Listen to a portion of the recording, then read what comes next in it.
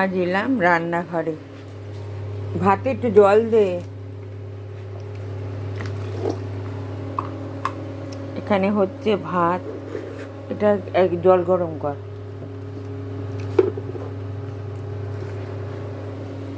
আর এদিকে হচ্ছে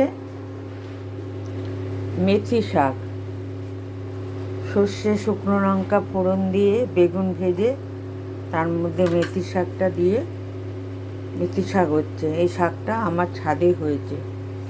তারপর একটু নুন মিষ্টি হলুদ দিয়ে নামিয়ে নেওয়া হবে। এই হচ্ছে মেথি শাক। আর এখানে হচ্ছে এটা দিস না, মাছ ভাপা। এখানে নেওয়া হয়েছে কাতলা মাছ, টমেটো, তারপরে পেঁয়াজ আদা রসুন বাটা, জিরে ধনে টমেটো বাটা, তারপর আর না কাঁচা টমেটো, তারপর একটু নুন একটু মিষ্টি দেওয়া হবে, আর দেওয়া হবে কাঁচা তেল।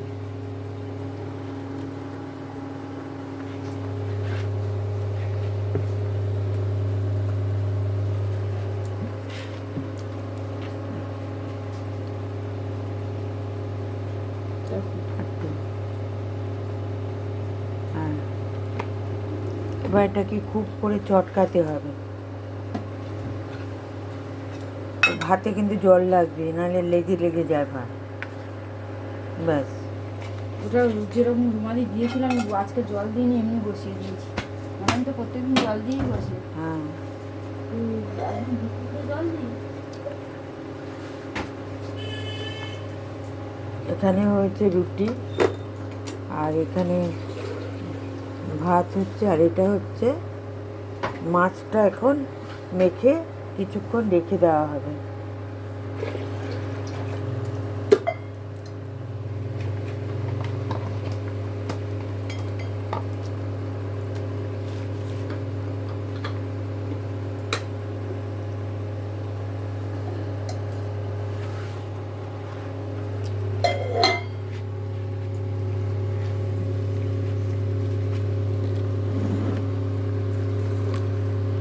ভালো করে মাছটা চটকাচ্ছে। দেখুন মাছটা কেমন করে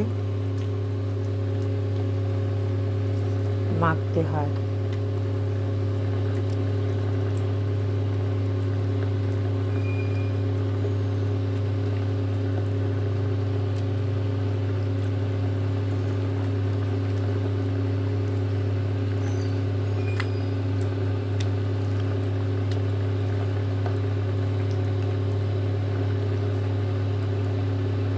এটাকে মেখে এখন ঢাকা দিয়ে রেখে দেবে। তারপর কড়াইতে দিয়ে ঢাকা দিয়ে রান্না করবে।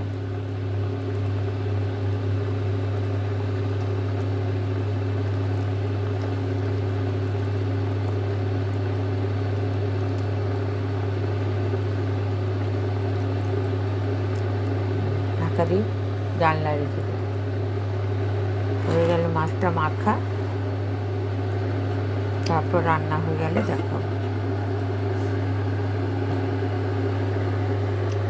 ভাতে একটু জল দিয়ে শাকটাও মনে হয়ে গেছে। তারপর আসি এখানে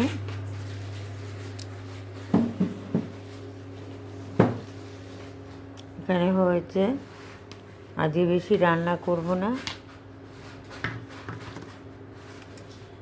এখানে রয়েছে ফুলকপির তরকারি, আলু ফুলকপি কষিয়ে জিরে ধনে আদা টমেটো দিয়ে ফুলকপির তরকারি, আর ছোট আলু দম, আলু সেদ্ধ করে তারপরে এই যে দুবাটি আলুর দম, আলু সেদ্ধ করে তারপরে ধনে পাতা কাঁচা লঙ্কা আদা দিয়ে জিরে ধনে দিয়ে বাটা করে দইয়ের মধ্যে বাটাটা করেছে, সেই বাটাটা দিয়ে আলুর দম হয়েছে। তার মধ্যে একটু আরও জিনিস পড়েছে, একটু কাজু কাজু বাদাম দিয়েছি, একটু চালু মগজ দিয়েছি, দিয়ে মশলাটা করেছি। এই মশলা দিয়েই আলুর দম। এই হচ্ছে রান্না। সবজি অনেক কাটা ছিল, তো আজকে আর বেশি করবো না,